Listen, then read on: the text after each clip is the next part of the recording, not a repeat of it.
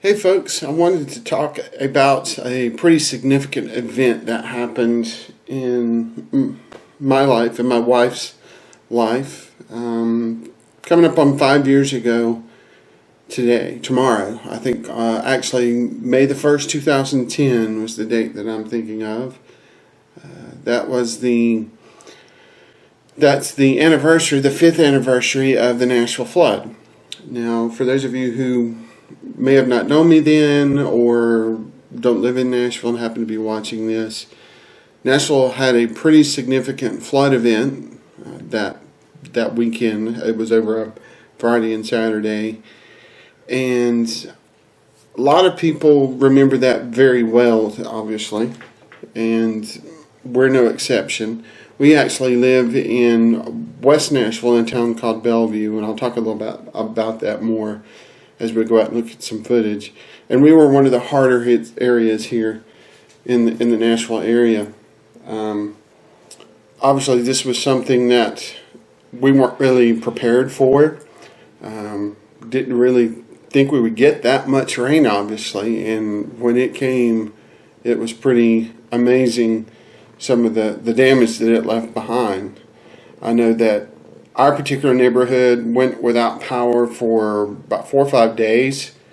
We live on a frontage road, so the area was kind of blocked off because the river actually came across our road, and a lot of people who did got out by boat. We got out by boat and were able to stay at our in-laws for a couple of days until the water went back down. The area really pulled together to kind of put things back the way they were. But believe it or not, I think there's still some areas that you can still see the effects of what happened. So this was a pretty incredible thing to witness, very historic, something that I was shocked by. I never thought that, flooding was that big of a deal, just based off of what I grew up, rivers flood and whatnot, but nothing to this extreme. So I want to go out in the neighborhood and kind of give you some insight on exactly what the flooding did to where we were at, just so you can kind of be aware, exactly what rain can do, and when it comes to being dangerous. But we'll go out in the neighborhood and take a look at a few things. Okay, we're actually out now in the neighborhood, and this is the townhome section of the neighborhood, which is where we actually live. And I wanted to point out those units down at the very bottom of the hill down there. A lot of those were actually inundated with water during the flood. Most of them got 3, 4, 5 feet of water in there on the first floor. So that tells you just how far up the water came in. We live on the second street here, so we didn't have any water issues, but another good hard day of rain and we would have had to deal with that too. So it was pretty significant.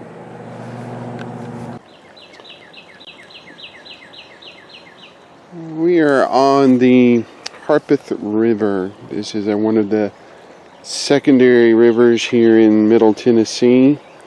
The big river here in Davidson County, Nashville, is called the Cumberland, and this is one of the rivers. It's kind of a secondary waterway.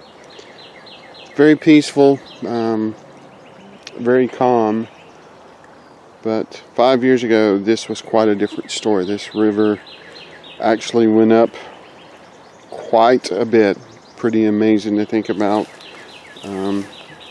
During, I think, May the 1st, of course, we got over 19 inches of rain, and that caused this river to go up quite a bit.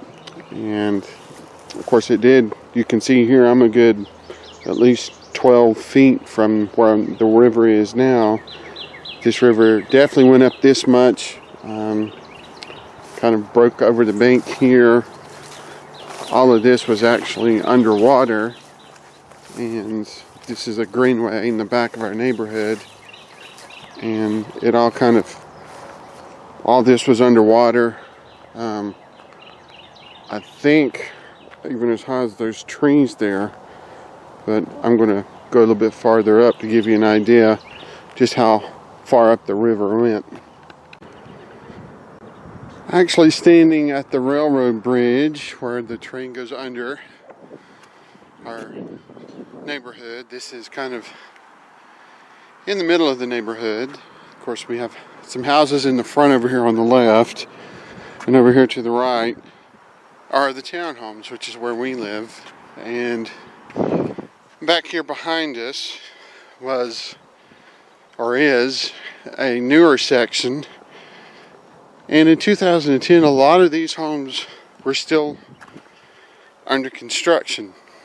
So even before they were finished, they had to deal with water damage. If you notice this house down here, I remember very distinctly that house being one that had to deal with the water damage, and a lot of these other homes weren't even around yet, so they were still just a lot of dirt and ground and whatnot. But this is a pretty steep incline going down the hill, and right down there at the bottom of the hill is the greenway, and beyond that is the river. And that's where we're going to go next, just to give you an idea just how far up we are. Alright, we are actually a little bit farther up, back on the greenway, coming back into the neighborhood. River is behind my back. Just to give you an idea, you can see where you see that gate up there. That's kind of a bridge that goes over a railroad into the front part of the neighborhood.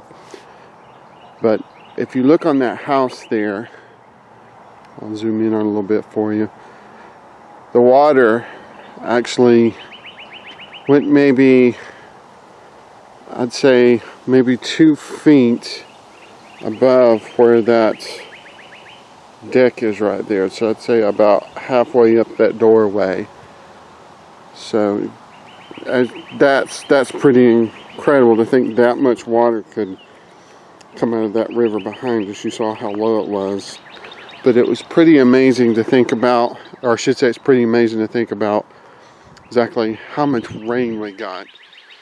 Of course, that's been 5 years ago, and I think Nashville has done a lot to improve their waterways, and Tennessee Valley Authority has worked on some flood prevention, and it's quite a bit different than it was then. But I wanted to do a little retrospective on that because it was a life-changing event. Most of these houses down here weren't even finished being built yet, so a lot of them got water damage even before they were done. A lot of folks had to file claims, and it was very historic for us here in Davidson County. Don't think I've seen anything since, and may not see anything like it again in my life. But it was just a sign of what water can do when you don't think about it. Most of us think about tornadoes and heavy thunderstorms, but we forget just what water can do. So I encourage you guys to take flood warnings and flood watches seriously, and just to be prepared for it. And if you live in an area that is flood prone, ours technically was not. They say this was a once in a lifetime event. But if you live in an area that is flood prone, you might want to think about maybe getting flood insurance, because you never know when you might need it one day. If you have any comments or thoughts, or if you were part of this storm and wanted to, reply, just leave me a comment below. And thank you for watching. I hope you guys found this interesting like I did.